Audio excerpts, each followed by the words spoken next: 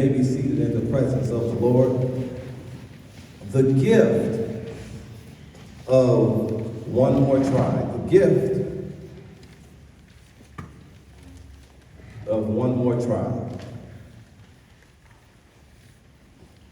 The gift of one more try. When I was a kid, I used to play with dominoes. And I would take the time to stand up the dominoes and line up the dominoes in a circle on the kitchen table. And after I lined them up, I would pluck the first domino and thereby set the rest of the dominoes in motion. And when you walk by faith, you pluck the first domino and set the rest of the events of your life in motion.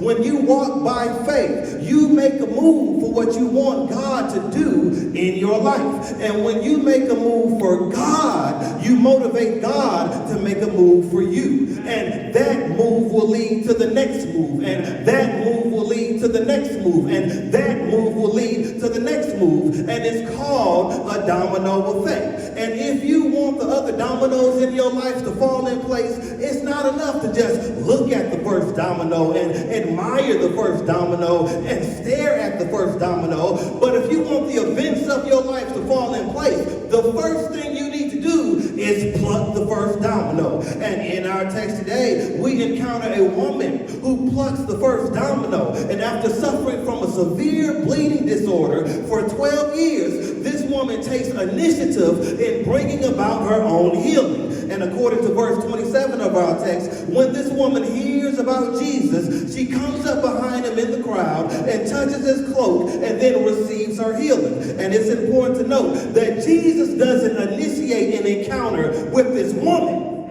but it is this woman who initiates the encounter with Jesus. And by taking initiative, she sets the blessings of God in motion for her life. She does her part. And if you do your part, if you follow after God, if you show faith in God, you don't have to worry about God doing God's part. If you do your part, God will give you the opportunity you've been waiting for.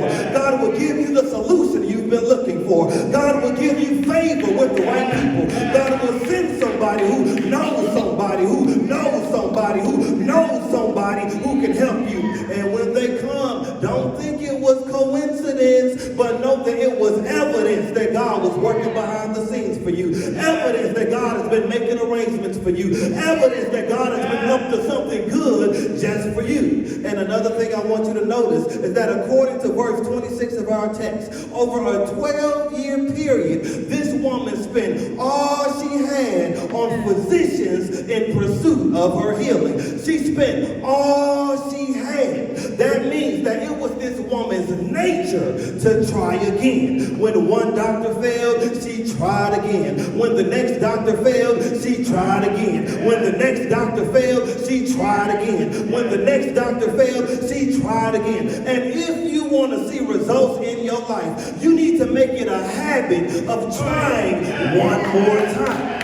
Proverbs chapter 24 verse 16 says, though the righteous fall 7 times, they rise again. If you fall, rise again. If you fail, get up again. If it doesn't work out the first time or the second time or the 33rd time, try again. See, at some point in your life, in some area in your life, you will fail. Let me say that again. You will fail. You will fail at business, in ministry, in relationships, in school, at sports, at rehearsal, at work, at losing weight, at staying in shape, at watching your mouth, at breaking bad habits, at living the Christian life. But the failure is not the problem. What's important is how you handle the failure. Just because you fail doesn't mean you're finished. Life is 10% what happens to you, 90% how you respond. How you respond to the failure is what's important. When you fail, you need to get back up again. In Romans chapter 6 verse 10, Paul says, the same spirit that raised Christ from the dead is living in you. That means that since Jesus got up, you can get up too. Now, you would think that the physicians would have been able to help this woman, but they could not help her. According to verse 26 of our text, after consulting many physicians, the woman was no better, but rather grew worse. And this reminds me of a commercial I saw a couple days ago. While a husband is awaiting surgery, his wife says to the nurse, "Have you ever worked with Dr. Francis?" And the nurse says, "He's okay." And the husband in the hospital bed says, "Just okay." And then Dr. Francis comes strolling in the room talking about, "Guess who just got reinstated?" Well, not officially. And the doctor says to the patient, "Are you nervous?" And the patient says, "Yes." And the doctor says, "Yeah, me too. Don't worry about it. We'll figure it out." Now, clearly, this doctor is not qualified to meet their needs. He's not qualified to meet their needs. And when you seek help from somebody, you want to make sure they're qualified to give you the help you need. In our text today, when this woman pursues Jesus, she's pursuing somebody who's already demonstrated that he's qualified to meet her needs. In Mark chapter 1, Jesus had already cast out a demon and healed Simon's mother-in-law and cured people from diseases. In Mark chapter 2, Jesus had already healed a paralyzed man. In Mark chapter 3, Jesus had already cured a man with a withered hand. Earlier in Mark chapter 5, Jesus had already healed a demon-possessed man. So before we meet this woman in our text today, Jesus had already demonstrated that he's qualified to meet her needs. And hasn't the Lord already proven that he's qualified to meet your needs? Hasn't the Lord already made ways for you? Hasn't the Lord already come through for you? Hasn't the Lord already moved for you? And if the Lord did it back then the Lord can do it right now. Furthermore, it's important to note that according to Jewish law outlined in Leviticus chapter 15, this woman was supposed to be separated from the rest of the community because of her abnormal extended discharge of blood. But when we encounter her in our text today, she's not separated from the community, but she's in the midst of a crowd. This is a disruption of the customs of her day. And not only is she in the midst of a crowd, but also she dares to press her way through the crowd. And when you really have faith, you're willing to disrupt the status quo. When you really have faith, you're willing to go against the grain. When you really have faith, you're willing to press your way through the crowd to get to Jesus. When you really have faith, you're willing to do whatever you gotta do. Now, I wasn't there that day. But I imagine that when she started pressing her way through the crowd, they looked at her kind of funny. And can you see her stepping on people's toes and knocking over people's kids and bumping into folk and shoving folk? And have you ever been in a crowd at a game or a mega church or a conference or a show or a concert? And if you're like me, you don't like it when people bump into you. Talking about, "Excuse me, ooh, I'm sorry, excuse me, ooh, I'm sorry." And when they bump into you, you ever felt like cussing them out? Anybody ever felt like cussing them out? Tell the truth, shame the devil. Now, you know you want to cuss them out, but it takes a lot of nerve to force your way through a crowd. But that's exactly what this woman does. She's not concerned about what people think about her. She's not concerned about people looking at her. She's not concerned about what they're saying to her. She's not concerned about whether they want to cuss her out. The only thing she's concerned about is getting to the Lord. Learn from this woman. Don't let their looks stop you. Don't let their words stop you. Don't let their attitude stop you. But press your way to the Lord. One of my favorite books on relationships is entitled An Outrageous Commitment by relationship counselor Dr. Ron Elmore. In the book, Elmore contends that marriages that stick it out through thick and thin adhere to the vow of uncommon sense. And according to the vow of uncommon sense, you act as if what may appear to be irreversible circumstances is not. When you adhere to the vow of uncommon sense, you intentionally go beyond the limits of your rational conclusions. Uncommon sense chooses forgiveness over bitterness, compromise over selfishness, and hopefulness over hopelessness. In short, uncommon sense goes against the grain of conventional thought. And in my view, what Elmore provides is a working definition of faith. Faith is uncommon sense insofar as faith focuses on what can be, despite what was or what is. And when you're guided by faith, when you're guided by uncommon sense, you're able to find purpose in your pain. You're able to maintain your composure in the midst of chaos. You're able to hold on to your hope in the midst of hell and high water. And according to our text, for 12 years, this woman had been spending her money on doctors. That's common sense. That's common sense. But the doctors could not help her. So when she sees Jesus passing by, she says to herself, if I could just touch the hem of his garments, I know that I could be made well. That's uncommon sense. See, common sense says, I don't have enough. But uncommon sense says, my God shall supply my every need according to his riches and glory in Christ Jesus. Common sense says, I don't know if I can do this. But uncommon sense says, I can do all things through Christ who strengthens me. Common sense says, this is not working. But uncommon sense says, all things work together for the good of them who love the Lord and are called according to his purpose. Common sense says, this is impossible. But uncommon sense says, with God, all things are possible. Your recovery is possible. Your ministry is possible. Your healing is possible. Your victory is possible. Your joy is possible.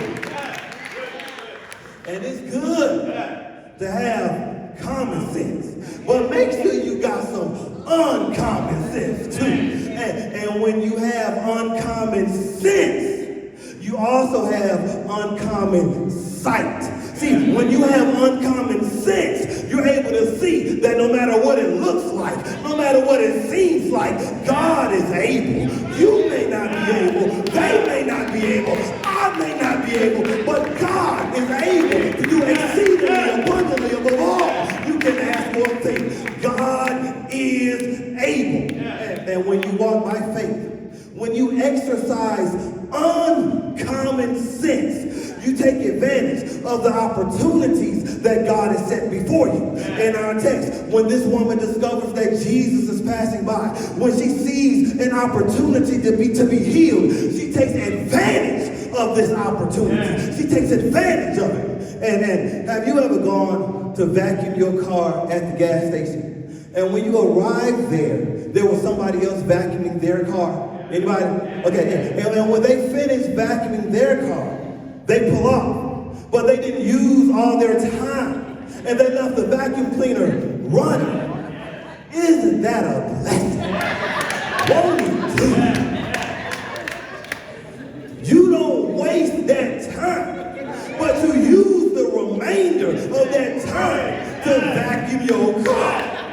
See, you don't waste that time because you know that's God's way of giving you an opportunity. Amen. Don't waste the opportunity God has set before you. Don't waste the opportunity God has given you. And when opportunity knocks at your door, don't leave them outside like it's your ex trying to get back with you. Don't leave them outside. How about you can keep on knocking. I ain't coming to that door.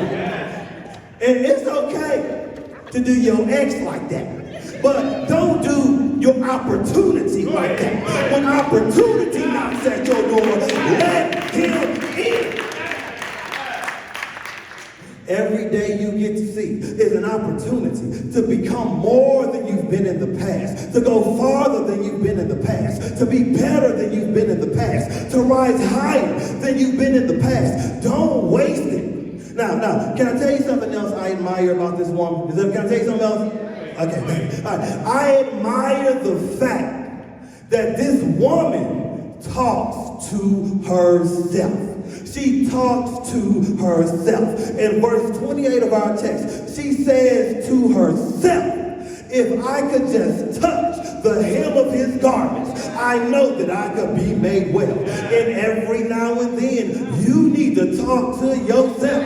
See, talking to yourself, that doesn't necessarily mean, it doesn't mean something wrong. It doesn't mean there's an ailment or a disorder. Studies suggest that positive self-talk reduces anxiety, reduces depression, increases self-esteem, and increases focus. At the Junior Olympics this past summer, before my daughter was getting ready to run a race, I saw her at the starting block talking to herself, just moving her lips. And I was like, what's wrong with my child? What's wrong with my child? I'm just playing. Now, and after the race, I said to her, I saw you over there talking to yourself. What were you saying? And she said, I can do all things through Christ. I can do all things through Christ. I can do all things through Christ. I can do all things through Christ. I can do all things through Christ. And every now and then, you need to talk to yourself. You need to remind yourself, I've been created in the image of God. You need to tell yourself, I can do all things through Christ. You need to tell yourself, I am a child of God. You need to tell yourself, no weapon formed against me shall prosper. It may be formed against me. It may be focused on me, but it just won't work. Depression won't work. Rejection won't work. Insecurity won't work. Low self-esteem won't work. And why won't it work? Because God will never leave me nor forsake me. Because God is with me. Because God is for me. And if the almighty, all-knowing, all-powerful God is for me, who can be against me? Moreover, for 12 years, this woman has endured physical suffering. For 12 years, she's endured financial suffering. For 12 years, she's been isolated from the community. For 12 years, this woman had to wait before she found her healing. And as much as I hate to be the one to tell you this, there are times when you will have to wait. But the good news is, God can make it worth the wait. Now, I love collard greens. I love me some collard greens. But I don't like crunchy collard greens. I don't like crunchy collard greens. See, it shouldn't sound like I'm eating a bag of Lay's potato chips when I'm eating my collard greens. You know, crunch, crunch, crunch, crunch. That doesn't work for me. See, I like smooth, soft collard greens. But here's the thing. If you cook collard greens, you know that if you want soft, smooth collard greens, you can't be in a rush. See, it takes time for the texture of the greens to soften up. Nevertheless, even though it takes the greens a long time, when you cook them right, it's worth the wait. And in some area in your life, you may not see the results you want to see right away, but God can make it worth the wait. It may be taking longer than you want it to take, but God can make it worth the wait. You may be tired of waiting, but God can make it worth the wait. God can bless you with somebody or something with all that make you forget all about what you went through in the past. God can bless you. God can make it worth the wait. And now watch this. After waiting 12 years for something without seeing results, many people would have given up. Many people would have given up. But what I love about this woman, what I admire about this woman, is that she refuses to allow her tribulation to keep her from trying. And you may have trouble behind you. You may have trials ahead of you. But I want to encourage you to try one more time. Before you give in, before you walk away, before you settle for less, before you throw in the towel, try one more time. Now, in 2008, when I was an associate minister at St. Paul's Baptist Church, working on my PhD, I discovered that I was going to be a father. A licensed minister of the gospel. I discovered that I was going to be an unmarried father. I'm going to let that sink in right there. And as an unmarried minister, I was embarrassed. I was ashamed. I felt like people were looking at me funny. I felt like people were talking about me like a dog. I wanted to hide under a rock. So I said to myself, I'm going to have to give up the ministry. I got to give up the ministry. I'm going to have to drop out of school and work 3 jobs. I'm not going to reach my dreams. It ain't going to happen for me. So I met with my pastor and I told him the situation. And when I was at a very vulnerable moment in my life, his words changed my life. Fully aware of my goals, he looked me in the eye and he told me, stay on your journey. He said, stay on your journey. In other words, he told me to keep going. And regardless of the complication of your situation, I want to encourage you to keep going. Even if you don't have all the answers right now, keep going. Even if you can't see how it's going to turn out, keep going. Even if you have to limp your way, keep going. Even if you have to crawl your way, keep going. Even if you have to drag your way, keep going. If you keep going, God will give you the help you need, and the strength you need, and the favor you need, and the grace you need, and the mercy you need, and the power you need. Keep going. Keep going. Keep going. Somebody bless the name of the Lord. Somebody give God some praise.